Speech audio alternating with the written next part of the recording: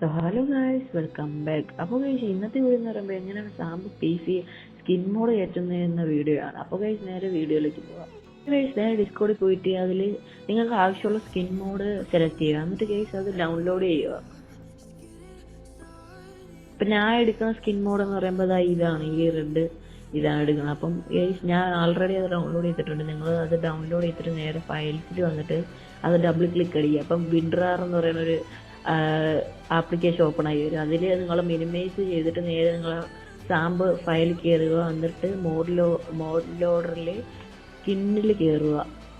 എന്നിട്ട് മിനിമൈസ് ചെയ്ത ആപ്പ് ഒന്നുകൂടെ എടുത്തിട്ട് നിങ്ങൾ കൺട്രോളാക്കി സെലക്ട് ചെയ്തിട്ട് നിങ്ങൾ ഇതിൽ പിടിച്ചിടുക. എന്നിട്ട് നിങ്ങൾക്ക് ഏത് സ്കിന്നാണ് വേണ്ടത് അത് റീനെയിം ചെയ്യുക ഫയൽ. എന്നിട്ട് നിങ്ങൾ നേരെ ഗെയിമിലേക്ക് പോകുക.